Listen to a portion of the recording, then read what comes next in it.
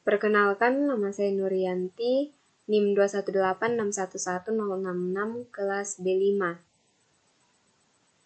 Perkenalkan, nama saya Mariani Irlistumanan, NIM 218611067 dari kelas B5. Perkenalkan, nama saya Winfrida Tira dengan NIM 218611068 dari kelas B5.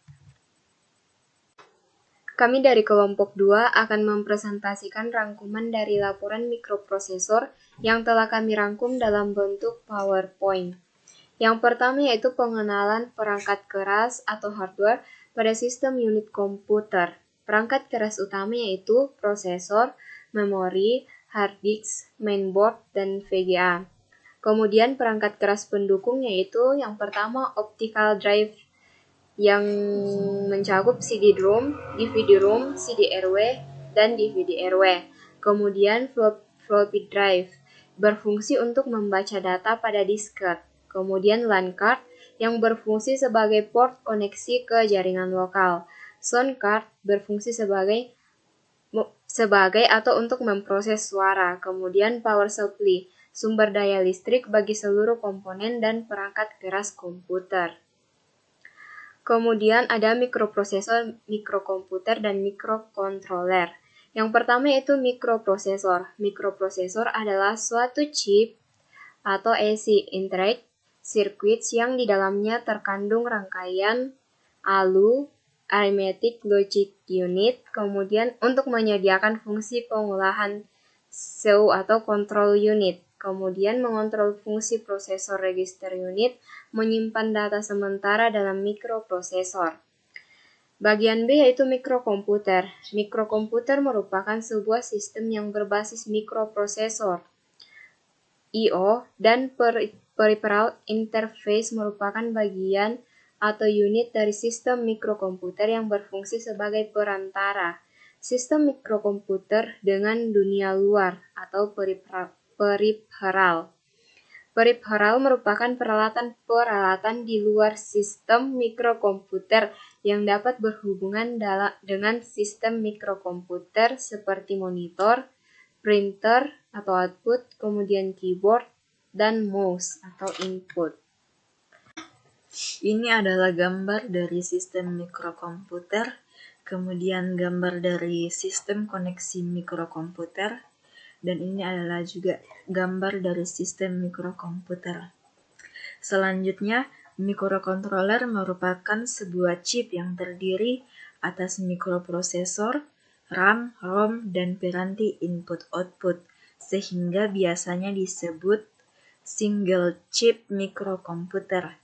Salah satu keunggulan mikrokontroler adalah adanya RAM, ROM, dan piranti input-output dalam sebuah chip, sehingga tidak perlu menambahkan komponen-komponen tersebut secara fisik.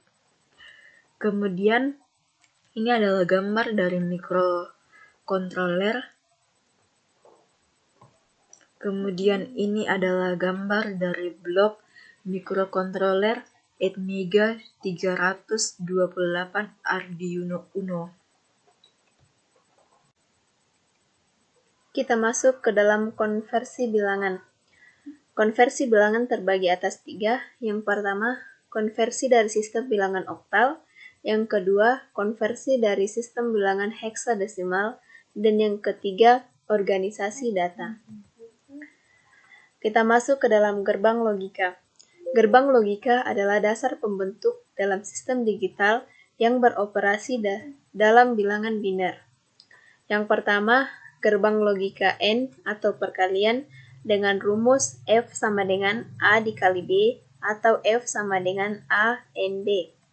Yang kedua, gerbang OR atau pertambahan dengan rumus F sama dengan A ditambah B atau F sama dengan A OR B.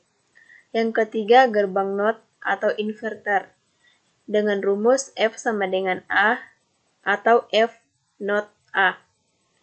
Catatan, nilai logika biner 0 dan 1, logika biner positif, 1 sama dengan nilai tinggi, dan 0 sama dengan nilai rendah. Kemudian logika biner negatif adalah kebalikan dari logika biner positif. 0 sama dengan tinggi, dan I sama dengan rendah. Oke, kita masuk ke dalam gerbang logika bentukan. Yang pertama gerbang NaN dengan rumus F sama dengan A dikali B atau F sama dengan A NaN B. Kemudian yang kedua gerbang NOR. F sama dengan A ditambah B atau F sama dengan A NOR B. Kemudian yang ketiga gerbang XOR dengan rumus F sama dengan A bentukan B atau F sama dengan A XOR B.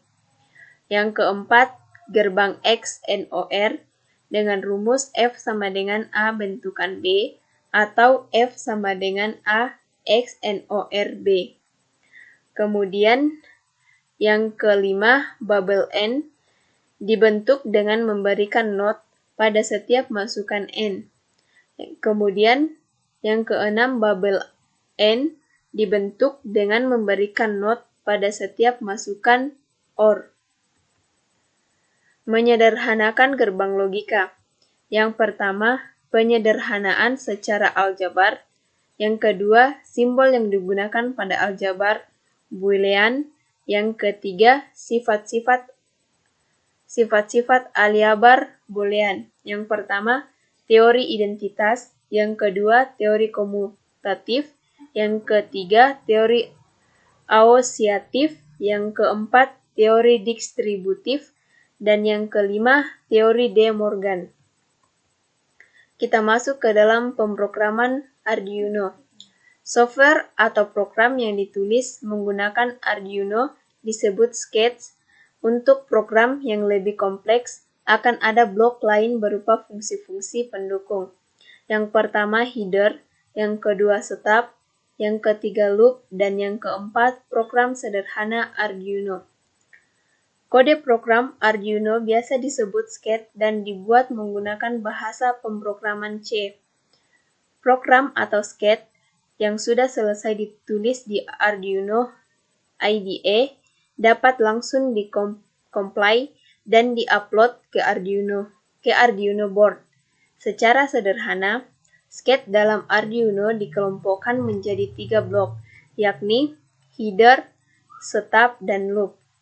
Setiap sketch Arduino wajib memiliki fungsi stop dan loop. Fungsi stop dipanggil hanya sekali saat pertama kali program berjalan. Fungsi loop function adalah program utama yang dipanggil secara kontinu selama Arduino menyala. Microcontroller adalah sebuah chip terintegrasi yang biasanya menjadi bagian dari sebuah embedded system atau sistem yang didesain untuk melakukan satu atau lebih fungsi khusus yang real-time. Arsitektur microcontroller yang pertama CISC